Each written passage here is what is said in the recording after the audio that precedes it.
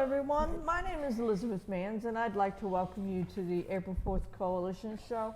This is the February 24th, 2020 edition of the show.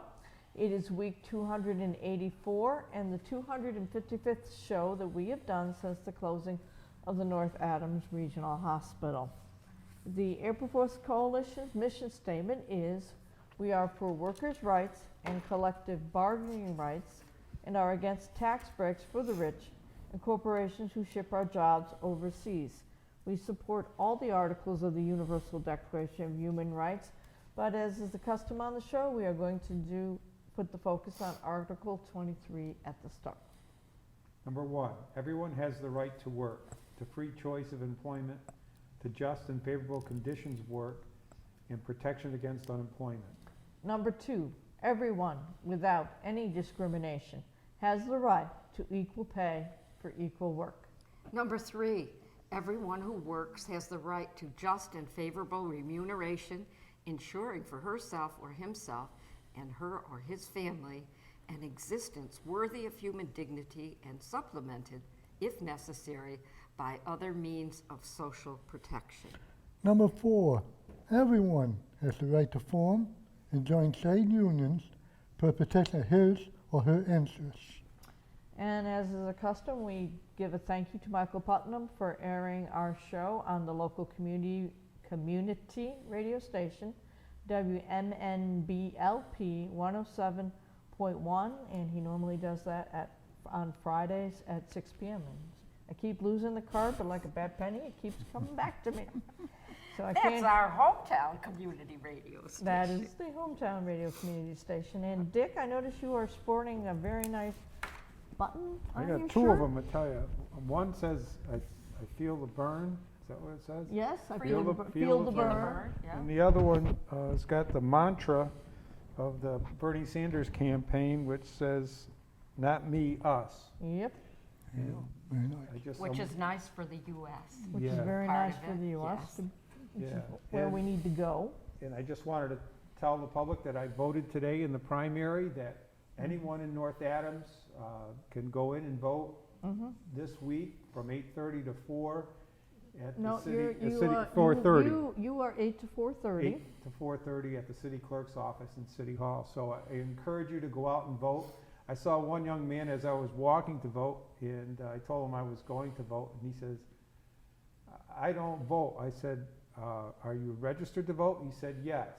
I said, well, then you should vote, even if you put your own name down, Good. because you should vote, because politicians keep track of who votes. They don't know who you vote for.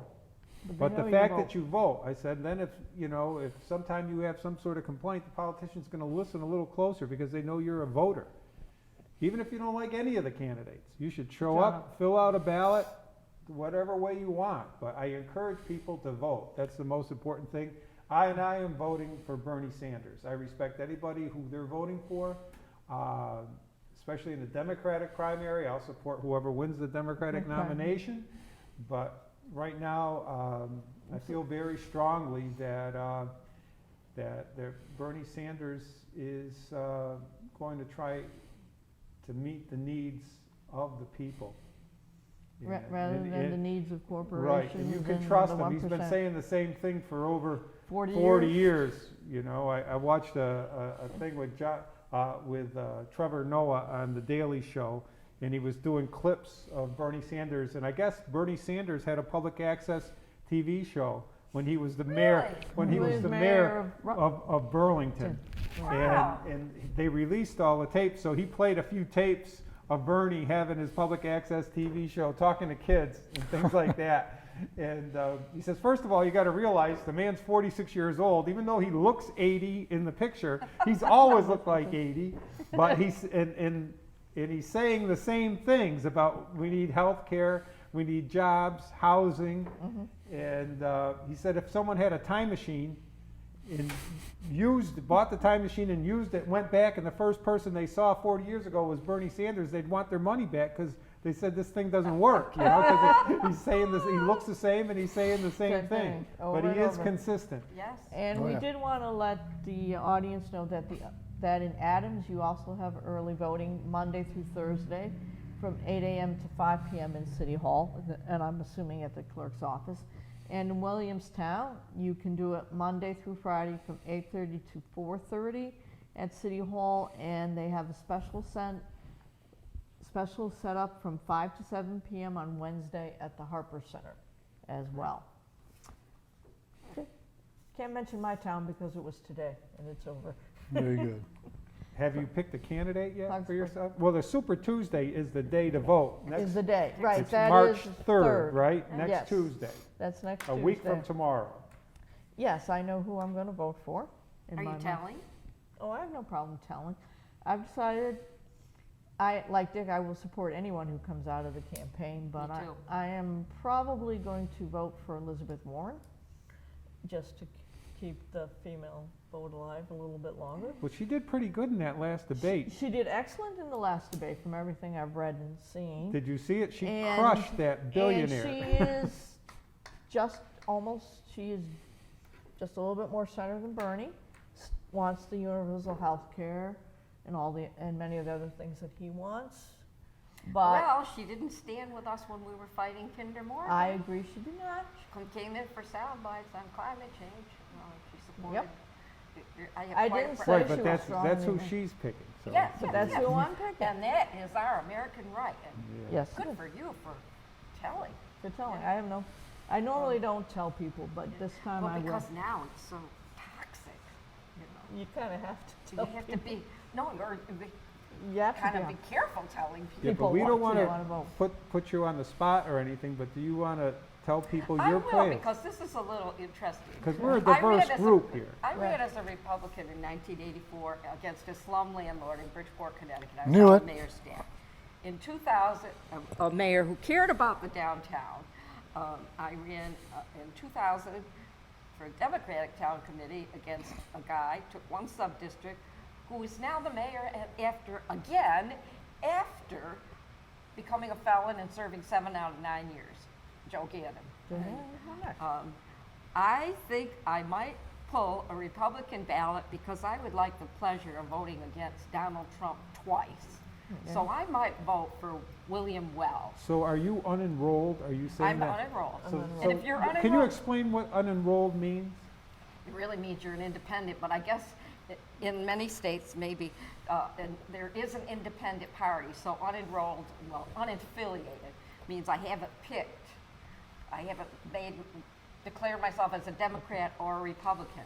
And if I have this right, you then go to vote and you ask which party ballot you want, and they give you that ballot and you vote. So you have to pick. And then after you vote, you go back to being an unaffiliated. You have to sign something and say you want to become unaffiliated. No, you just automatically go Just back. automatically go back. You just Yeah. get the right to choose which. You get the right to choose which party ballot you want for a primary. Right. Yeah, And so your plan is to get a Republican one.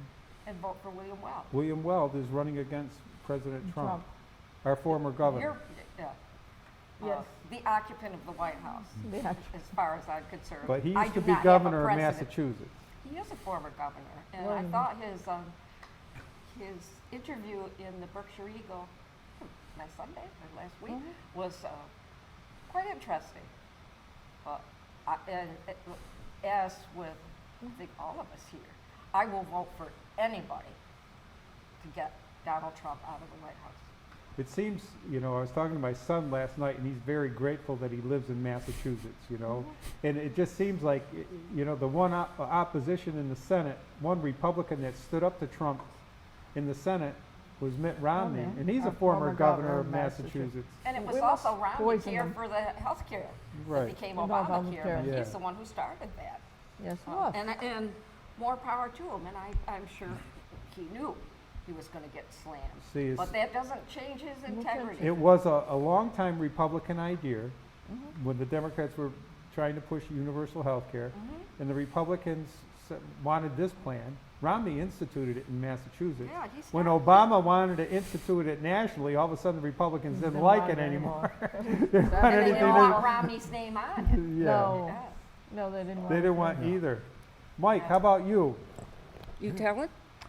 God, I tell you, it's a tough choice, Yes, it is. It is, Good. but People, you're entitled to your see, choice. people look at Trump because he's so easy to talk about. I mean, he gives us a lot of reasons to pay attention to politics.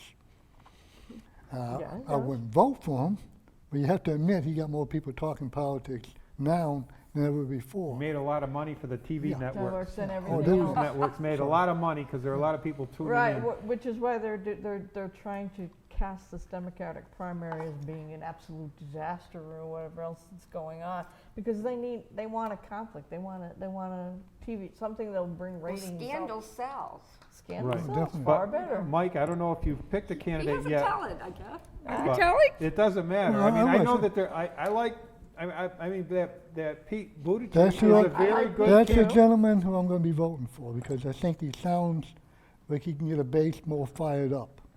And what you really need is a base. Sanders has base too. I like the young man because he has a base that can fire up. Hopefully, get more young people involved. And The fun- yeah. still think the young people are going to be the ones who are really going to go out there and vote. And I think with him as a Well, I think the candidate, young are gonna be what turns the election, if they choose to get out and vote. well, if you got a most young probably candidate, Peter, I think will. that I think it's going to happen. Well, he has quite a diverse background. He was a mayor, he's a mayor in, Indiana?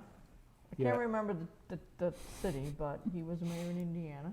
yeah, isn't it, It was a good-sized city, it wasn't a little. No. is it where Notre Dame is that the I'll South tell you Bend? what, I'll look Is it it up. South Bend, Indiana? South Bend, I think so. We And, all have a block. And also, he served in the military. Served in the military. He was an Iraq war veteran or Afghanistan, I'm I not think he sure. might have served a term. In Did he serve Afghanistan. a tour in each one? I'm not And sure. he's a Rhodes Scholar? He's a Rhodes Scholar. He's a Rhodes Very Scholar. bright. Um, Yes. He answers all the questions. I know my daughter told me once that he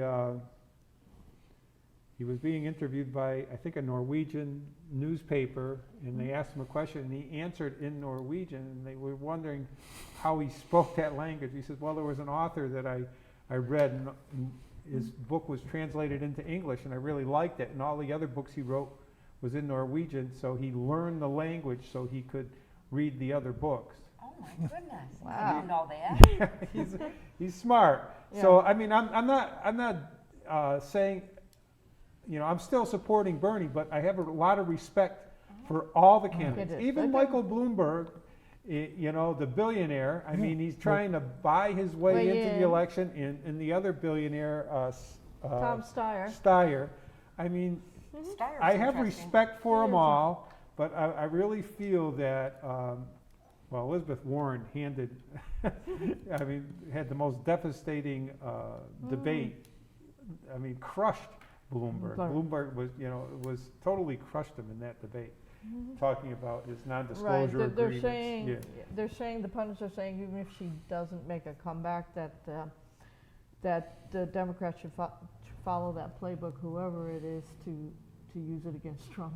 It's very interesting, I think. I listened to Al Sharpton on Morning Joe, but also on his show on Sunday evening. And, you know, like he said, none of them are, you know, they all have baggage.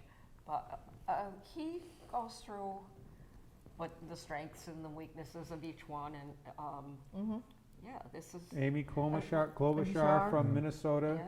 also a very hard-working King. senator. You know, the With the Democrats racial have a problem of wealth 11-year-old. wealth of candidates. I mean, they had Yeah. great candidates that had to drop out just because the big issue is Right. money. And You know- that's not To acceptable. be honest, I was actually hoping for Cory Booker at one point. I Right. liked Cory But- Booker too. You But know, the thing but is, it's I about have money. given- It's I about- have given to Elizabeth Warren twice to her campaign, so it would seem fair that I at Thank least goodness go and vote once At, for her. at least Definitely. we're still free enough that we could speak like this Yes. tonight. And, Tonight. but it's what disturbs me is I don't like to see them going after each other. My goodness, Mm-hmm. you know, this isn't high school debating. This is really serious. Mm-hmm. Not just about the, you know what I think in the White House, but about what's going on with climate, what's going on with our health care in this country, what's going on with income inequality, all the things we talk about. on this program that are really, really serious. I mean, Right. these are Even life and death matters. the This la- is a very, very serious Yeah. election. The last debate I think. before Vice President Biden spoke, a couple of activists for immigration rights shouted out because they were angry because nothing was mentioned about the children that are kept in cages, you Yeah. know, Yeah. and the immigration problem and the deportations that took place even under the Obama administration. But so advocacy for immigrant rights.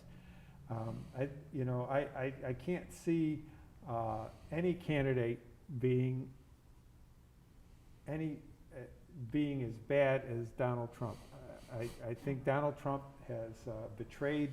He doesn't have a respect for the rule of law. Nope.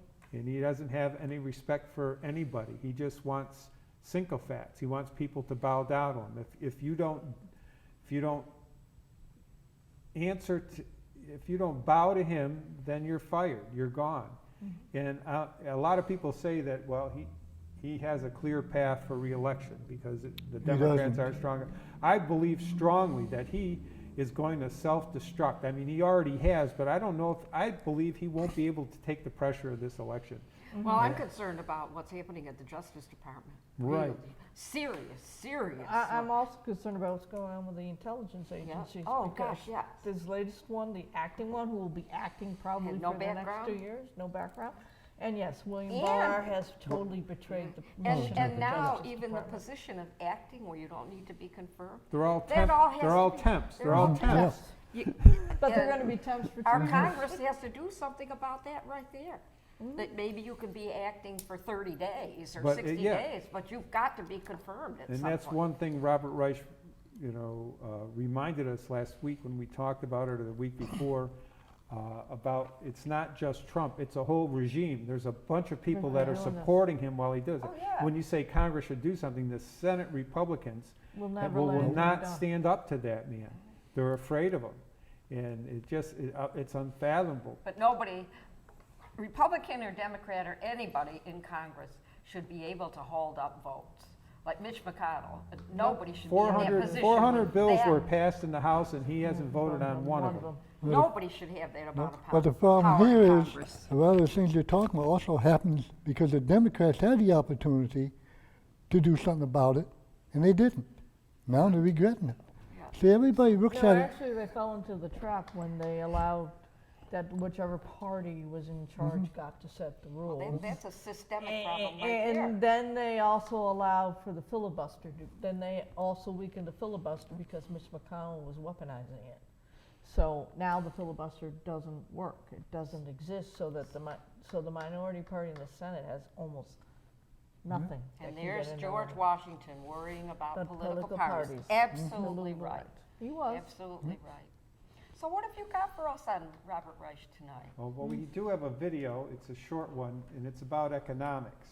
It's about how Democrats clean up the mess left by Republicans. And so why don't we run it, and I'll give Paul a chance to be ready for us, but we'll give it a try. See if it works. Also on the screen.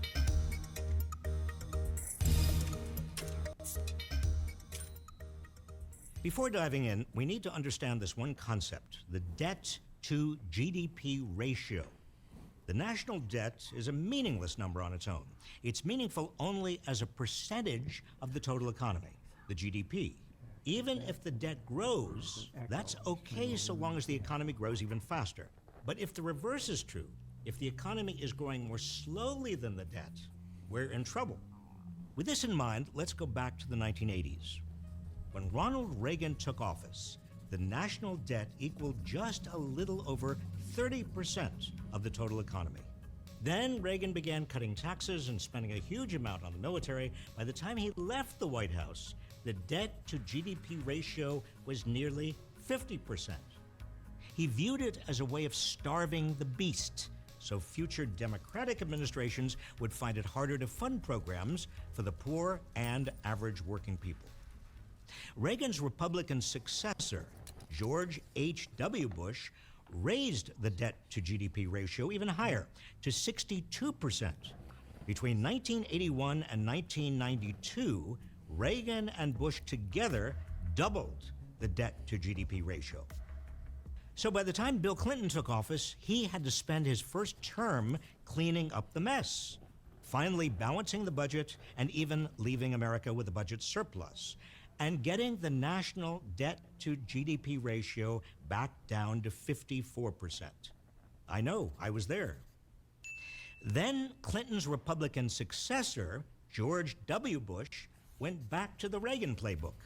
W passed massive tax cuts that gave the top 1% of households an average of over $570,000 each during the next 8 years.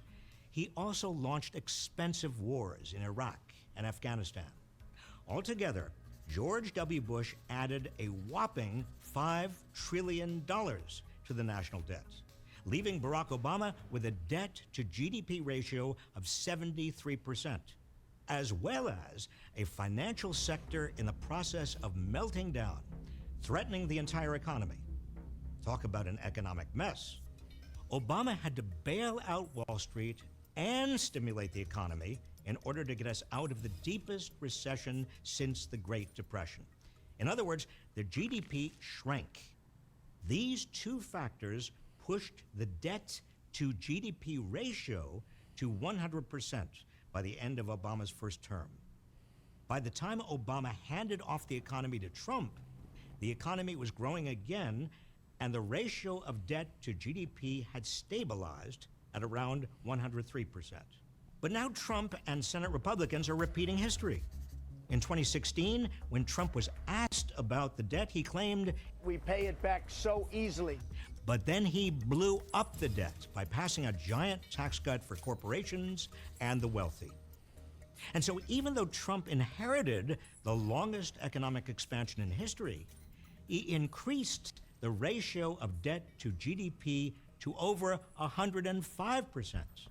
And Republicans have reverted to the same old playbook, threatening to cut Social Security, Medicaid, and Medicare because they say we can't afford these programs.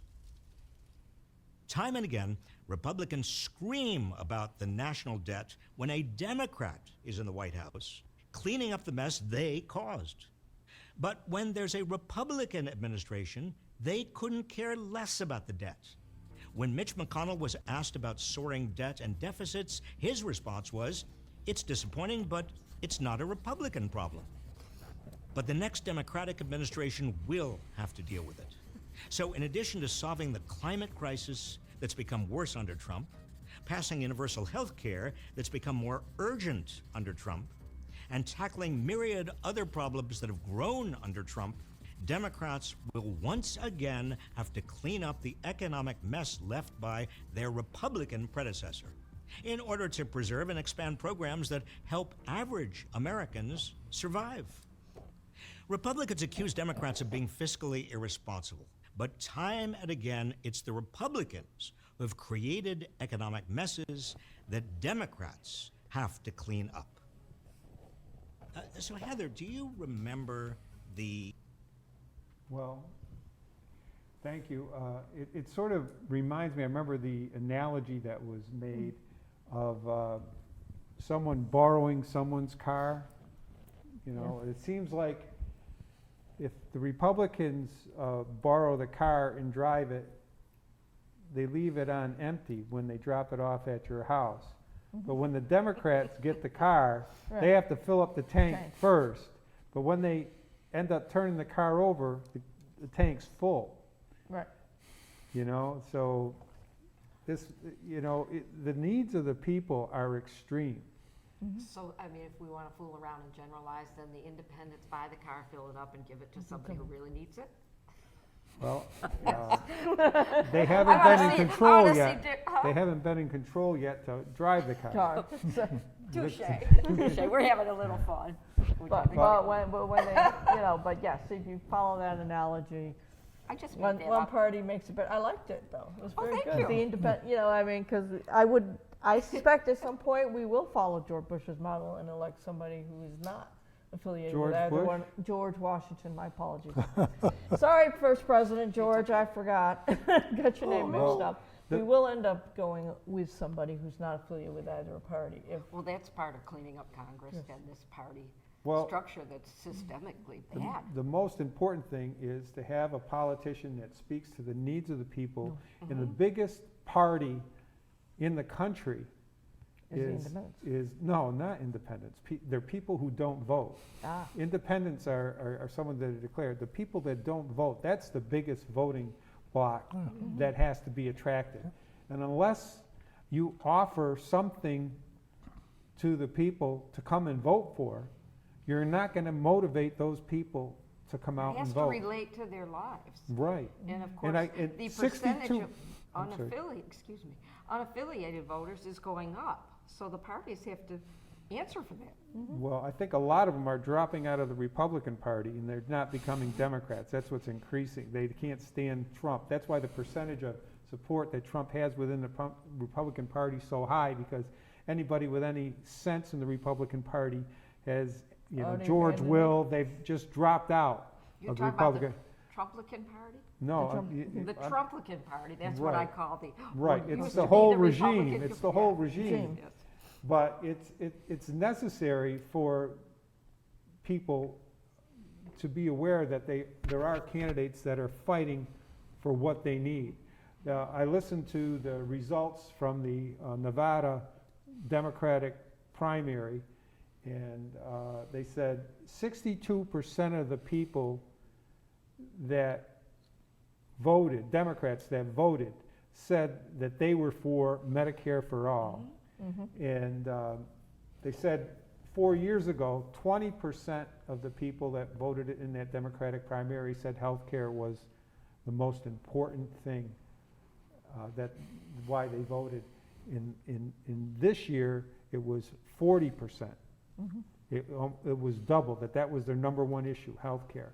And I heard a Democratic analysis say, well, it's because they're talking about it so much. I almost fell off my chair, because it's not that. It says people have been experiencing the healthcare system and it's not working for them. Well, hopefully the Democratic Party understands the people. plain and I simple. don't think, well, They we know have the to. Republican Party doesn't care about the No, people. but They don't even Democrats- try. The Democrats have really got to realize that people need and want, and not only talk it, but do something. Deliver. They have the power sometimes, like I said, when you're in, the Democrats in power, they could have done a lot. Too much infighting, nobody, and none gets done. It's about time. Or you make the mistake of feeling that you can work with these people. Yeah, we want to work on it, make sure you got, Well, keep your hands in your, keep your hands out in the open so you can see their hands. Yeah. So I'll tell you. Count your fingers when you You get ain't it We're back. gonna get back. We have because- 10 seconds left, folks, so Power to the people, and hopefully everybody will vote. Vote. vote on Vote. March 3rd if you can. Even if you write in. Or write in, do an early voting. Vote often and early. Learned with workers' blood, mistakes of the bosses we must pay for. From the cities and the farmlands to trenches full of mud, war has always been the bosses' way, sir. The union forever defending our rights, down with the black leg, all workers unite, with our brothers and our sisters in many far-off lands. There is power in our union. Now I long for the morning that they realise brutality and unjust laws cannot defeat us. But